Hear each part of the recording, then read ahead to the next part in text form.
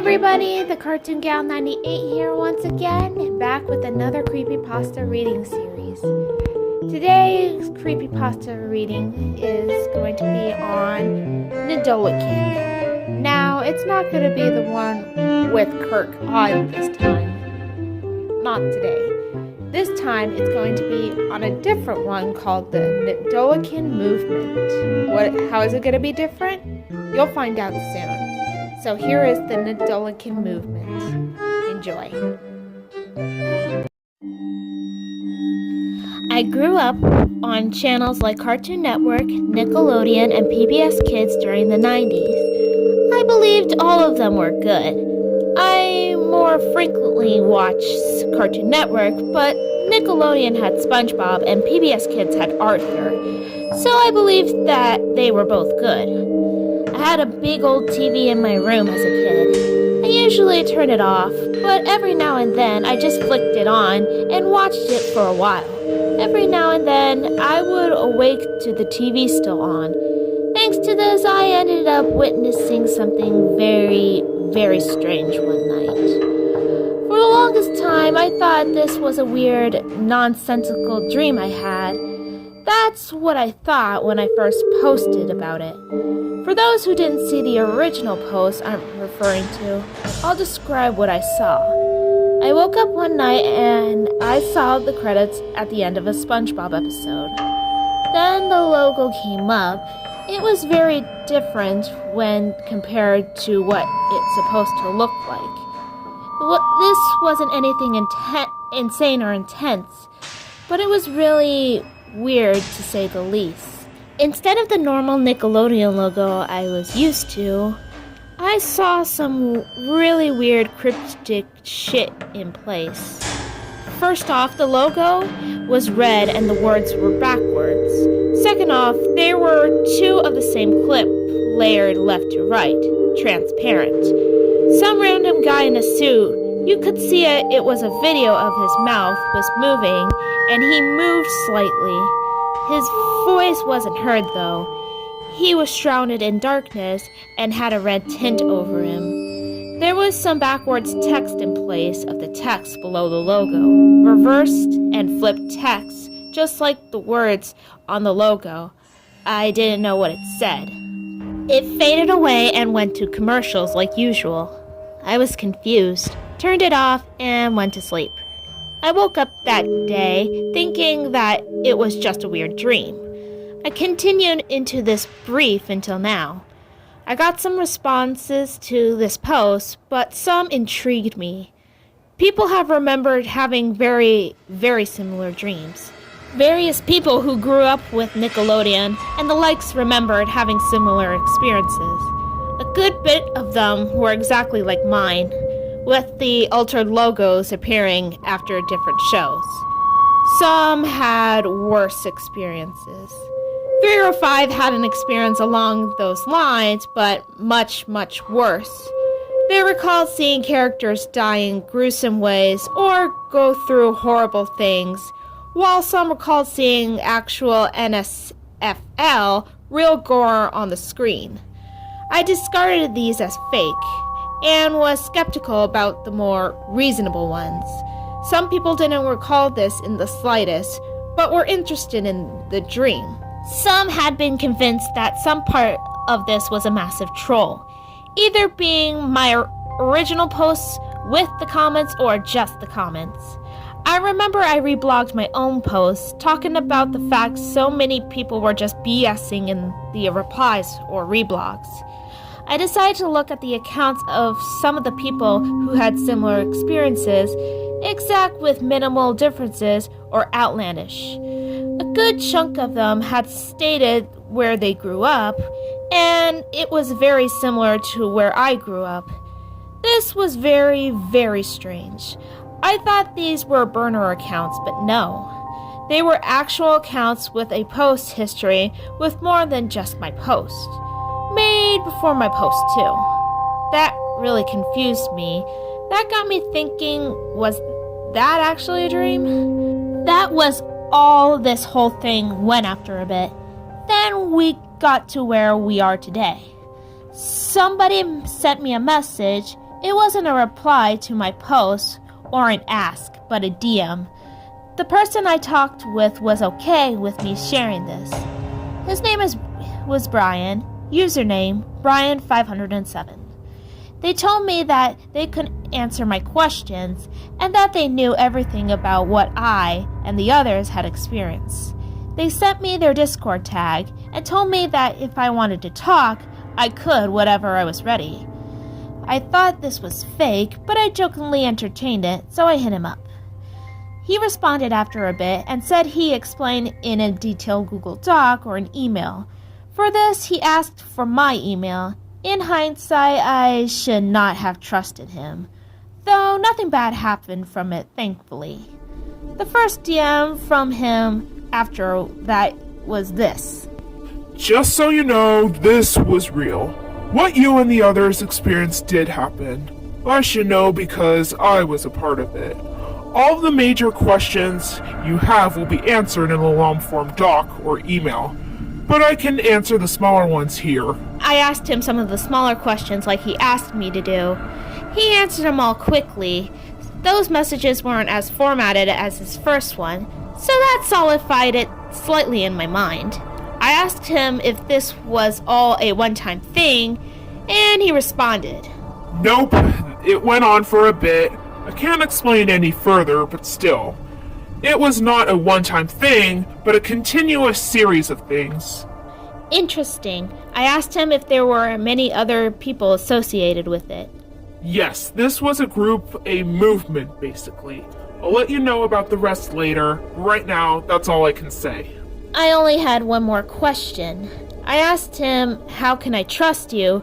He responded quickly.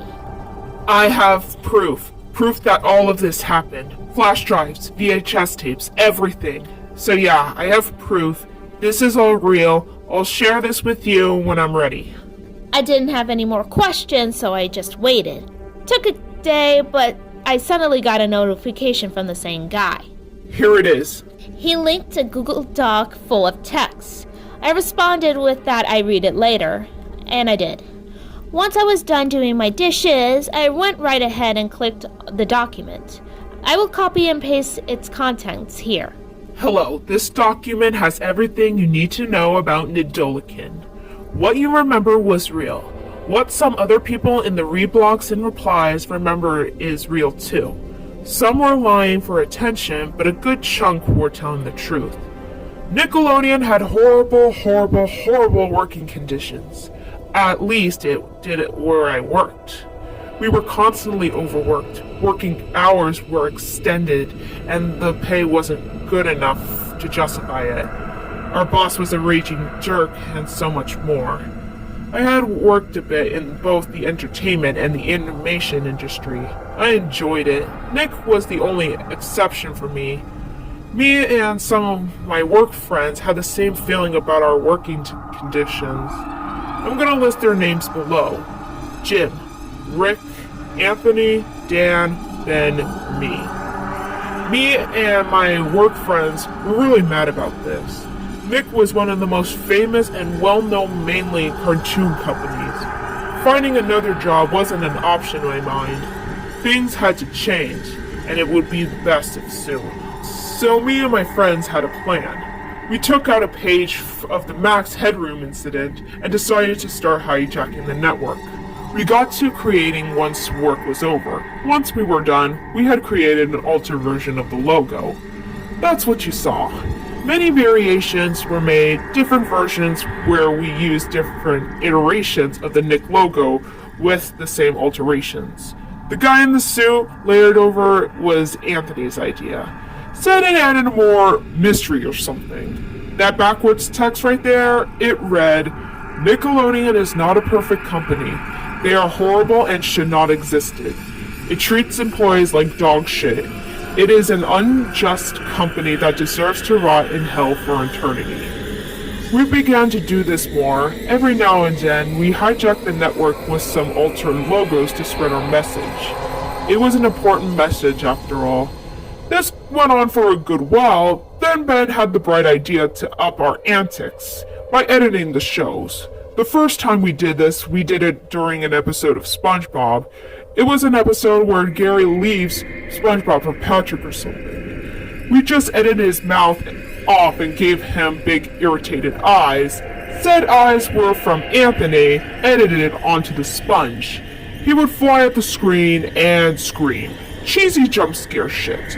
The jump scare noise was just Dan screaming at the top of his lungs, edited to sound demonic. Then it immediately cuts to the Ultra logo.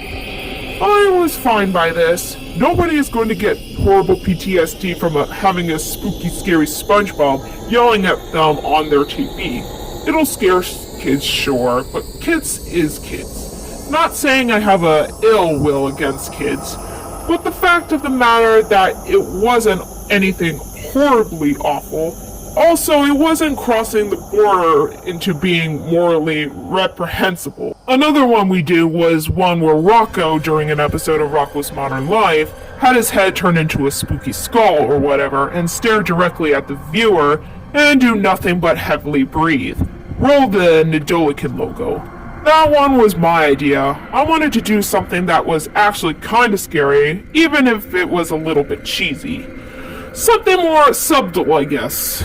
Rick was allowed to make one of his own, and he chose to use Doug. He put Doug in front of a backdrop of an empty building. Everything was photo negative, including Doug himself. No sound, that's all he did. Cut to logo. We did stuff like this over the movement's lifespan, just making cartoon characters look creepy. I don't know if you can call them that looking back. It's pretty silly, if anything. We decided to up the stakes. One day, Anthony came up to us with an idea. We would have characters die.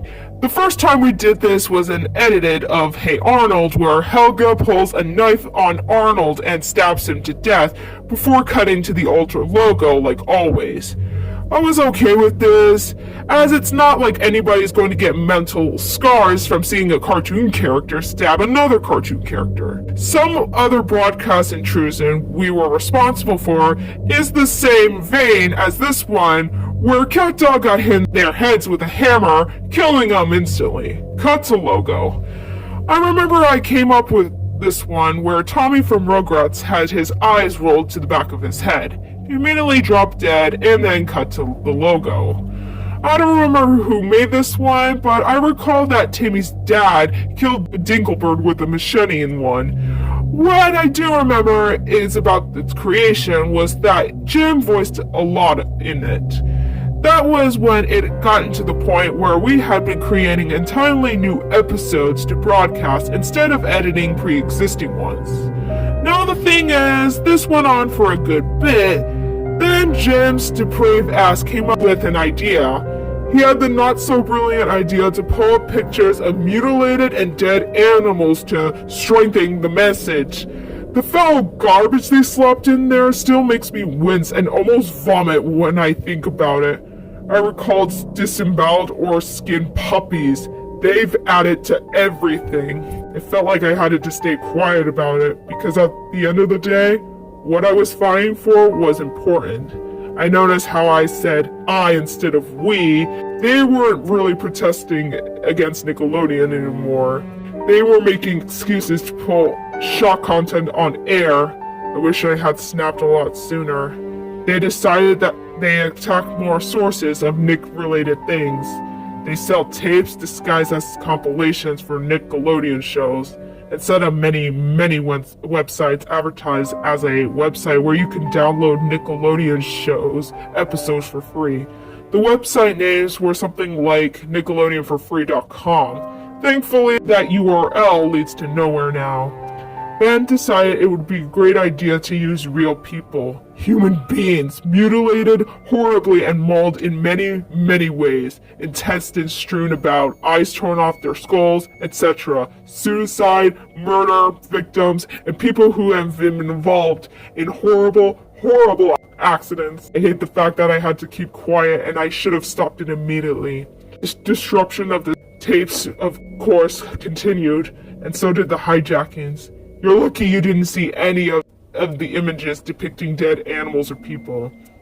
Then Rick decided to up the antics again, as if using real dead people just wasn't bad enough. The the people were used adults before. Now it's mostly children. Children! Dead children! Something that I don't know if I can forgive myself, or the fact I still need to keep quiet about everything that was currently going on. But one day, I snapped. I refuse to tell you what I mean, but it got much, much worse. So much worse. They showed this to me. It was an edited of a Danny Phantom episode where nothing special happened until the end. This loud, low-pitched buzzing noise with an image I absolutely refused to describe layered over it. I wanted to throw up so bad even thinking about it. Once my brain was able to process what I was looking at, I acted out physically, tackling Jim and strangling him before I was pulled away. I think I threw a steel chair at one of them. I took the tape, stomped on it, ran out, and never looked back. I went back to my house and threw up into my toilet for 5 whole minutes. I decided that they could easily continue, so I decided to commit watching Nickelodeon every day to make sure that they weren't doing anything while I was away. Thankfully, they didn't. I could send you the VHS tapes and flash drives if you like. I will offer you all the proof if you have any doubt at all. That's all. I was shocked, genuinely very shocked. I went back to the DMs with the guy and I asked for the needed proof. We FaceTimed. He looked somewhere in his 30s. We spoke, and he said he had all the proof. He pulled out VHS tapes around him and flash drives, asking if I wanted any of them. I did. I have a metal bat in my house beside my bed, so I decided that if he had malicious intentions, I could just very easily defend myself. Thankfully, he didn't. I heard my doorbell ring and answer it to see the guy I spoke with. He had a box which I opened and handed it to me. He walked away. It was all real. All of it. There was no way he was lying to me now, because this would have taken way too much effort if he was just making this up. They all ended with the same logo I remembered so vividly seeing. I whipped out my phone and took a picture of what I saw. There it was, the thing I seen him as a kid, that I am mistaken for a dream for so long. It was truly real. The clip of the guy in the suit in the red lighting, that all happened. The little down in my head was shrinking and diminishing by the second. Not only what I experienced, but many of the things I have seen people say or remembered in the comments were true. The suited guy looked a little distorted compared to what I remember, but I was barely awake at the time, so that made sense. The flash drives included assets of many of the tapes, the clip of the guy in the suit, unedited, voice clips, etc. I don't think I'll release the tapes and the assets today, but I will try soon. However, that's not where this ends. I was scrolling through YouTube one day, and I decided to search Noedolekicn or similar terms relating to this whole thing to see if I could find any other traces of this whole thing. It wasn't when I searched for this that it appeared, but it was later when something popped up into my recommendations. It was a video uploaded in 2013 or 2014 that was taken down before I can re-upload it or take a screenshot. It was a video titled something like Illegal Edited of a SpongeBob DVD during Are You Happy Now? The thumbnail had a guy filming his TV. He was speaking in the beginning once I clicked. Hey, so I'm a father, right? My kid loves SpongeBob, so I got him a DVD as a gift. He came to me after a bit of screaming, saying that bad things were on the TV, begging me to look. I looked in. I cannot wrap my fucking head around this being somehow something for kids. I'm gonna play it for you now. He inserted the DVD, and immediately I saw a bootleg-looking DVD selection screen. Episodes listed were normal until the dad filming picked Are You Happy Now? He fast-forwarded until the suicide joke happened from the original. Cue Squiddy pulling down a rope while saying, "Maybe this will help." Here. However, instead of pulling down a clam in a cage which properly sings, that doesn't happen. The screen pauses and Squidward's face changes after a while. He grows a giant-ass grin and his eyes become this bright, vibrant red. He grins and his head violently twitches.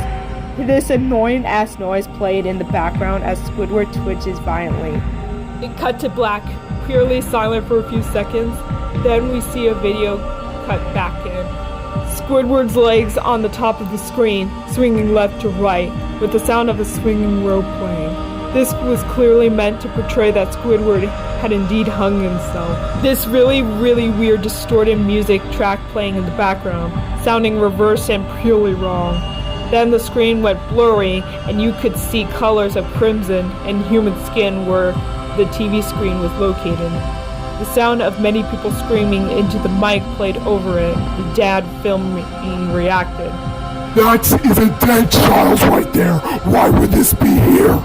He continued to hyperventilate. When the blur went away, I saw a familiar logo, the same logo from those hijackings.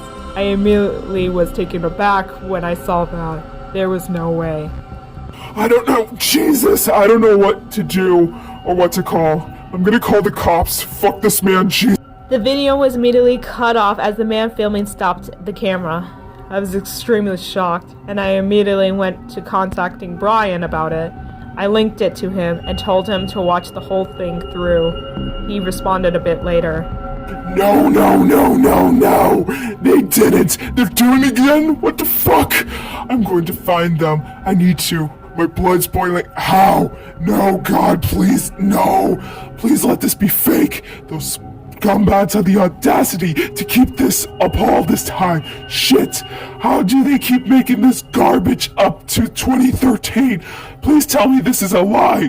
Please. What if they're still doing it? What if they're doing it right now? Please, God, no. Fuck them. I gotta stop them. I gotta fight back. Where do you think they are? Where do you think they're doing it right now as we talk? Please answer. I told him I had no idea. No. I thought I told him what I had to put up with the thought of setting him straight. I can't believe I thought this would work. Why are they like this? Why won't they stop? After a pause, he spoke again.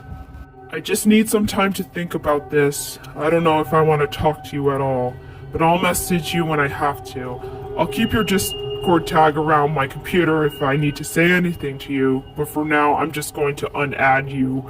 If you need to write mine down, say so, and I'll respond to you when I have it.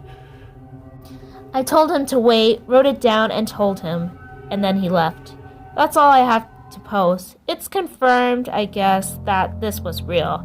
I did see that it wasn't a dream. Lots of you in the replies and reblogs did indeed also experience that. I don't have anything else to say. This had been a shock for all of us that saw that post, and me who posted it. I have nothing to say. This may be the most surprised or shocked I have been in my life. I really don't know how to react to all of this. Well, this is the end of my post. I don't have anything else to say here. I compiled everything I felt here, everything that's happened. Expect me to post the contents of the tape and the flash drives on this blog later. I need to process all of this. That's all I have for now. Farewell. Oh, and if you have any more stuff about this whole thing, DM me. I know if there's anything else. If so, I have somebody to contact.